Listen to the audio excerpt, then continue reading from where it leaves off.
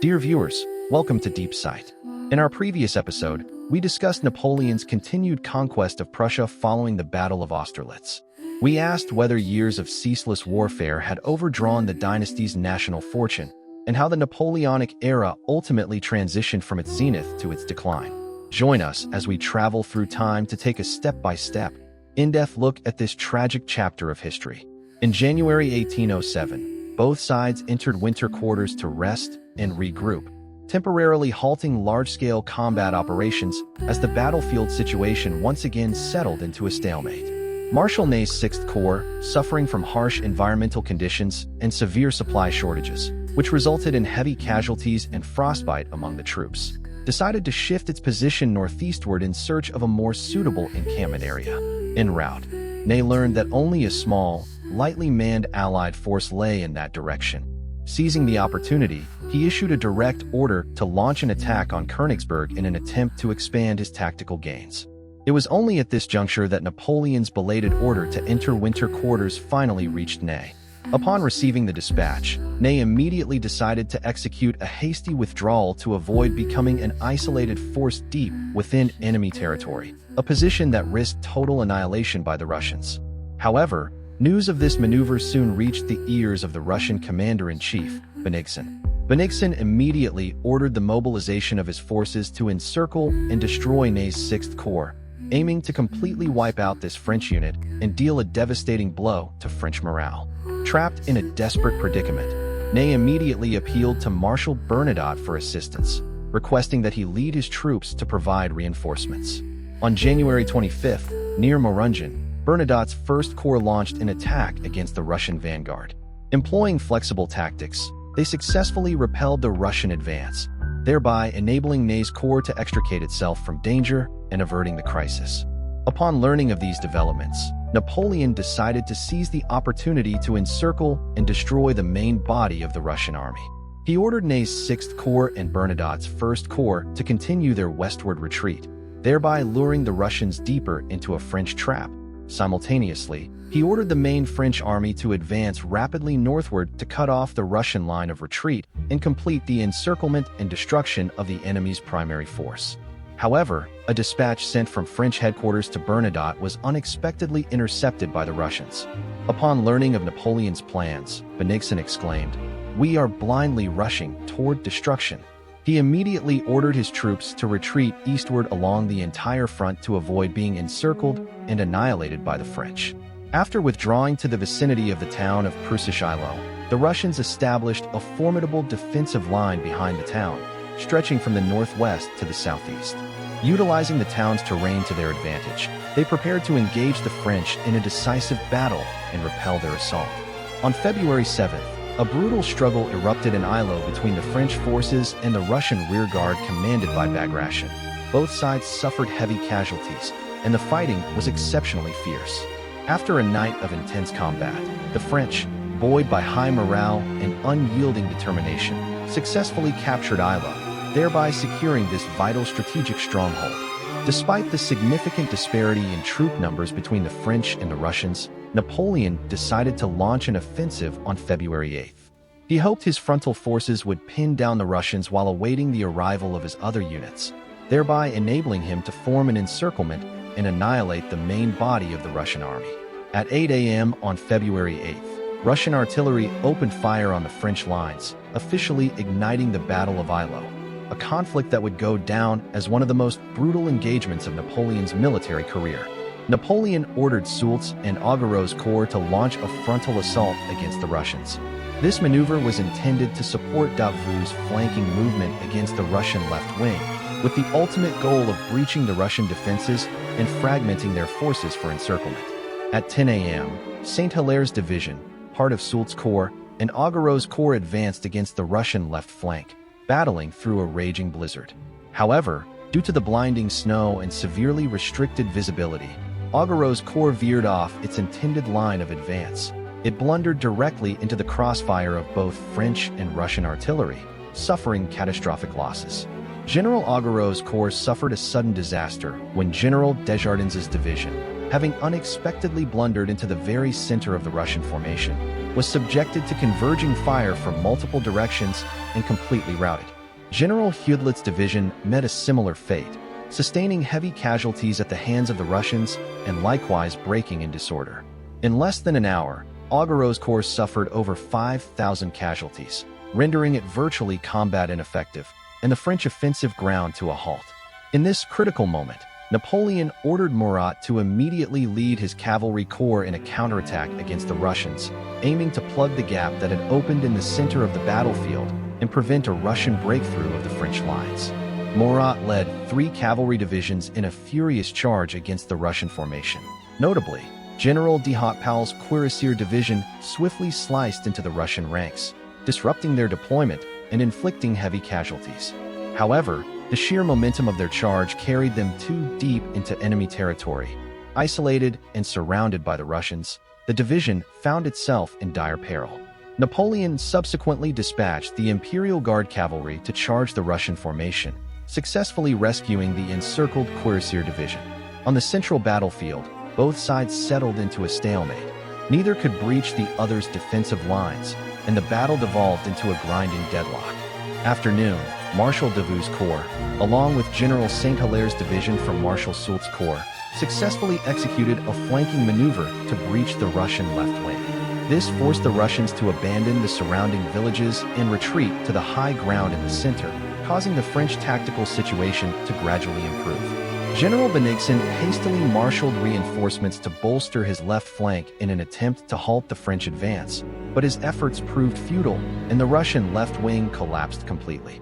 Just as the French appeared on the verge of victory, Prussian forces under General Lestock arrived on the battlefield, providing a much-needed infusion of fresh troops to the Allied cause. Seizing this opportunity, the Allies committed their reinforcements to their crumbling left flank and launched a counterattack against Davout's corps. This halted the French advance, and the battlefield situation once again settled into a stalemate. Shortly thereafter, Marshal Ney's corps arrived to reinforce the French army.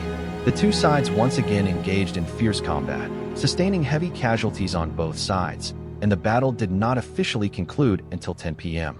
Under the cover of night, the Russian forces quietly withdrew from the battlefield to avoid being encircled and annihilated by the French. Likewise, having suffered heavy casualties themselves, the French were unable to mount a pursuit. Consequently, the Battle of Eylau ultimately ended in a stalemate. The sheer brutality of this battle served as a stark realization for Napoleon. The combat prowess of the Russian army far exceeded his expectations, and the task of completely crushing them, and thereby unifying the European continent, would be no easy feat. In the aftermath of Eylau, Napoleon began preparations for a new campaign, adjusting his deployments and replenishing his forces. He dispatched Lefebvre's 10th Corps to lay siege to the fortress of Danzig, thereby severing the Russian supply lines and isolating their main army. Simultaneously, he accelerated the conscription process within France, calling up the 1808 class of recruits ahead of schedule to bolster the French ranks. Furthermore, he ordered his vassal states to mobilize their troops and dispatch them to the front lines, thereby augmenting the overall combat strength of the French army.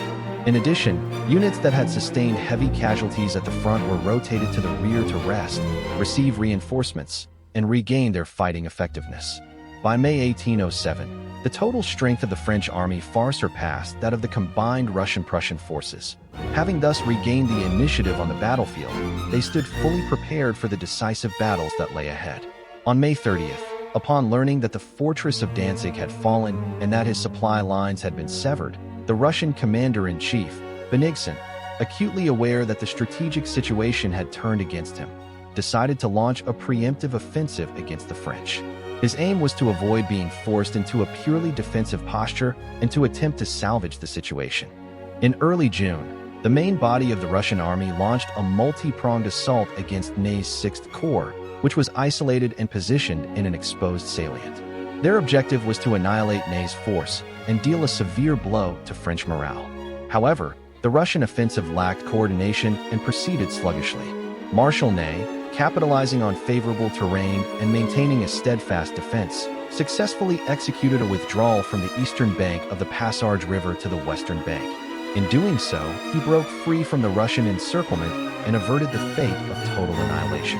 On June 9th, Napoleon arrived at the front lines to personally assume command of the French forces. Upon receiving word of Napoleon's arrival, Bennigsen immediately ordered the Russian army to retreat toward Heilsberg, thereby avoiding a direct, head-on confrontation with the main body of the French army. Napoleon ordered the French army to pursue along the entire front, granting the Russians no respite. Consequently, a battle erupted between the two sides the very next day at Heilsberg. The French launched repeated assaults against the Russian positions but failed to breach their formidable defensive lines. The conflict once again devolved into a stalemate, with the battlefield situation becoming completely deadlocked. However, upon learning that Davout's corps was maneuvering around the Russian right flank in an attempt to sever their line of retreat, Bennigsen realized that maintaining the stalemate would only result in the army's encirclement and annihilation by the French. He immediately ordered his entire force to abandon the Heilsberg positions, cross the Aller River, and continue their eastward withdrawal to evade encirclement. Napoleon adjusted his strategy, dividing the French forces into two groups. Davout's corps, Soult's corps, and Murat's cavalry reserve were to advance northward to attack Königsberg and pin down the Russian flank. The remaining units were to continue their eastward pursuit of the main Russian army, aiming to encircle and destroy the bulk of the enemy force. On June 13th, the vanguard of Napoleon's Grande Army, Lanza's Reserve Corps, clashed with the Russian rearguard at Friedland, sparking a fierce engagement. Under pressure from Tsar Alexander I, Bennigsen felt compelled to make a decisive move. Before the French forces could fully concentrate, he would mass his own troops to launch an offensive against Lanza's Reserve Corps, aiming to utterly crush the French vanguard and turn the tide of the war. Thus began the Battle of Friedland, a conflict that would ultimately prove to be the decisive engagement of the Fourth Coalition against Napoleon. Upon receiving word of the Russian offensive, Napoleon immediately ordered every French unit to race toward Friedland at full speed, with strict instructions to reach the battlefield and reinforce Lanza's corps before the Russians could overwhelm the French vanguard. By the afternoon of June 14th, the various French units had arrived at the battlefield in succession, completed their operational deployment, and established a position that effectively encircled the Russian army. At 5 p.m. that day, Napoleon ordered the main body of the French army to launch a fierce assault against the Russian southern flank. Ney's corps surged through the forest and charged directly into the Russian formations. The momentum of their attack was overwhelming, inflicting massive casualties upon the Russians. Subsequently, the Dupont division, part of Victor's corps, joined the fray, further intensifying the French offensive. General Sennermont, commander of the French artillery, ordered his batteries to advance to the very vanguard of the troops. His guns moved steadily forward, unleashing volleys of canister shot upon the Russians and dealing them a devastating blow. Consequently, the Russian formations began to crumble. By 8 p.m., French troops had stormed into the town of Friedland itself, where fierce street fighting ensued between the two sides, resulting in heavy casualties on both ends. It was not until 11 p.m. that the Russian army finally broke and fled in complete disarray, no longer capable of mounting any effective resistance. The Battle of Friedland concluded with a decisive French victory. This battle utterly shattered the main force of the Russian army, bringing the Fourth Coalition to the brink of collapse. 4. The Treaty of Tilsit, reshaping the European order. On June 19, 1807, General Bennigsen, the Russian commander-in-chief, recognized that his main force had been routed and was powerless to continue resisting the French advance. He therefore sued for peace, requesting an end to hostilities between the two nations. On June 21st, a formal ceasefire was declared, bringing an end to a war that had raged for several months. On June 25th, Napoleon and Tsar Alexander I met aboard a raft in the middle of the Niemen River, the demarcation line of the ceasefire, near the town of Tilsit. This historic encounter, subsequently dubbed the Raft meeting on the Niemen, has gone down in history as one of the most iconic scenes in European history. King Frederick William III of Prussia was pointedly excluded from the meeting and denied any role in the negotiations. This exclusion starkly underscored Prussia's status as a mere vassal state at the time. Once a formidable continental power, Prussia had, following its catastrophic defeat at the battles of Jena and Auerstedt, long since forfeited its right to stand as an equal alongside France and Russia, leaving it with no choice but to passively await the verdict of its fate. During their meeting, Napoleon demonstrated extraordinary diplomatic finesse and the self-assured confidence of a hegemon. On one hand, adopting the stance of a victor, he exerted pressure on Alexander I, demanding that Russia accept a European order dominated by France. On the other, using the prospect of a joint struggle against Britain as bait, he sought to win over the Tsar, attempting to integrate Russia into the Continental system and thereby isolate Britain. Alexander I, for his part, was acutely aware that the Russian military had been severely crippled by the Battle of Friedland and lacked the strength to contend with France in the short term. Moreover, Russia's long-standing expansionist ambitions required France's tacit consent and support. With each side harboring its own distinct objectives, they ultimately reached a mutual understanding and decided to forge an alliance to partition their respective spheres of influence within Europe. On July 7, 1807, France and Russia formally signed the Treaty of Tilsit. The core provisions of the treaty revolved around the demarcation of spheres of influence and the implementation of the Continental system.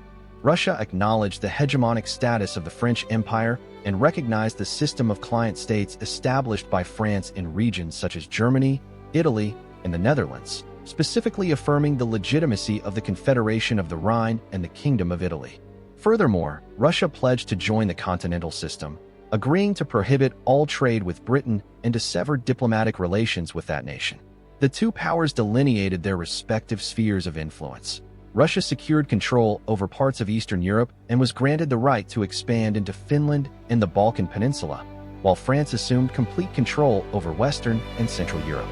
Finally, the parties stipulated that should either nation come under attack by a third power, the other would be obligated to provide military assistance, thereby formalizing the Franco-Russian alliance. 2 days later, on July 9th, Napoleon finally permitted Frederick William III to participate in the negotiations, compelling Prussia to sign supplementary clauses to the Treaty of Tilsit. Prussia paid a heavy price. It was forced to cede all territories west of the Elbe River, lands Napoleon consolidated into the Kingdom of Westphalia, with his younger brother, Jerome Bonaparte, installed as king. Furthermore, Prussia ceded portions of East Prussia to Russia, was saddled with massive war indemnities payable to France, and saw its military strength strictly capped at 42,000 men. Forbidden from rebuilding a large-scale army, it completely forfeited its status as a major military power, degenerating into a French client state whose very survival depended entirely on French sufferance. The signing of the Treaty of Tilsit marked the complete dissolution of the Fourth Coalition against France and brought Napoleon's hegemony to its zenith. At this juncture, the French Empire encompassed the majority of Western Europe and held sway over numerous client states, including the Confederation of the Rhine, the Kingdom of Westphalia, the Kingdom of Italy, and the Kingdom of Holland. Bolstered by the Franco-Russian alliance, there was virtually no power on the European continent capable of standing against France alone. Napoleon had truly realized his ambition to dominate the continent, becoming the absolute master of Europe. His name resounded across the entire continent, a symbol of both glory and absolute power. At this moment, Napoleon undoubtedly stood at the pinnacle of both his life and his power. From his meteoric rise at the Siege of Toulon to his seizure of power in France via the coup of 18 Brumaire, and subsequently to his coronation as emperor and his triumph over 4 successive coalitions, he utilized his extraordinary military genius and political acumen to systematically dismantle the old order and reshape the geopolitical landscape of Europe. The Napoleonic Code he promulgated disseminated revolutionary ideals of liberty and equality, fundamentally altering Europe's legal systems. His military tactics were revered by posterity as classics, influencing generations of military strategists, and the French Empire he established emerged as one of the most formidable empires in European history, writing a legendary epic of hegemony. Yet, beneath this towering pinnacle, unseen currents of turmoil were already stirring. While the Treaty of Tilsit appeared to consolidate Napoleon's hegemony, it in reality sowed the seeds of his eventual decline. The Franco-Russian alliance was far from unbreakable. Russia's accession to the Continental system severely damaged its own economic interests, fueling rising domestic discontent and merely papering over the underlying tensions between the two nations. Although Prussia was forced to submit, the seeds of vengeance had already taken root in the hearts of its people. A burgeoning sense of nationalism emerged as a vital force in the subsequent reconstitution of the anti-French coalitions. The comprehensive implementation of the Continental system not only failed to cripple Britain, but instead plunged the nations of continental Europe into economic recession and widespread destitution, prompting an increasing number of states to engage in covert resistance and undermine the blockade. More significantly, Napoleon's hegemonic ambitions knew no bounds. Unsatisfied with merely dominating the European continent, he turned his gaze toward the Iberian Peninsula and launched the Peninsular War, a conflict that marked the beginning of the decline of his hegemony. Furthermore, Napoleon's personal decision-making began to falter. As his power expanded, he grew increasingly hubristic and impervious to dissenting opinions, leading him to make erroneous military deployments on multiple occasions. He relied excessively on military conquest. Years of ceaseless warfare drained France's national strength, and as countless young Frenchmen perished on the battlefield, war weariness among the domestic population intensified. The hegemonic rule he imposed provoked fierce nationalist resistance within the conquered territories. The guerrilla warfare in Spain and the underground resistance movements in the German-speaking regions relentlessly depleted the French Empire's manpower and financial resources, gradually driving this vast empire toward exhaustion. Looking back at the zenith of Napoleon's era, from the Battle of Austerlitz during the Third Coalition to the Friedland campaign of the Fourth Coalition, he leveraged his extraordinary military genius to repeatedly defeat the anti-French coalitions, reshaping the geopolitical landscape of Europe and propelling the French Empire to the very pinnacle of power. This struggle for European supremacy, spanning over a decade, was not merely a contest of military might and political power. It was, above all, an ultimate showdown of ideologies, geopolitics, and economic interests. Napoleon sought to establish, with France at its epicenter, a new European order sustained by revolutionary principles and military might, while the monarchies of the old Europe vowed to defend, to the death, the traditional international order and their own ruling privileges. Although Napoleon ultimately fell from his zenith, his dreams of hegemony shattered by the catastrophic defeat at the Battle of Waterloo, his era of ascendancy remains a pivotal chapter in European history. It stands as one of the most epic chapters in all of history. His legendary life, his military genius, and the revolutionary ideals he propagated have profoundly shaped the course of history, not only in Europe but across the entire world. With his life, this legendary emperor penned an epic saga of glory and solitude, of brilliance and regret. His era of ascendancy remains forever etched in the annals of time, a timeless subject for countless generations to look back upon and analyze. It is a legend of continental domination, an ultimate contest of power and ambition, and a testament to the shifting tides and transformations of an entire epoch. Dear viewers, thank you for tuning in. I am your time navigator, Lawrence, and together we explore the truths of history. By reflecting on the lives of others, we discern our own strengths and weaknesses. By studying history, we understand the rise and fall of nations. I hope today's presentation has offered you a fresh perspective on the life of Napoleon. Let us strive together for the cause of global civilization and peace. If you enjoyed this video, please give it a thumbs up, subscribe, and share it with fellow history enthusiasts. In our next episode, we will explore how Napoleon embarked upon his ultimate path toward decline. Stay tuned.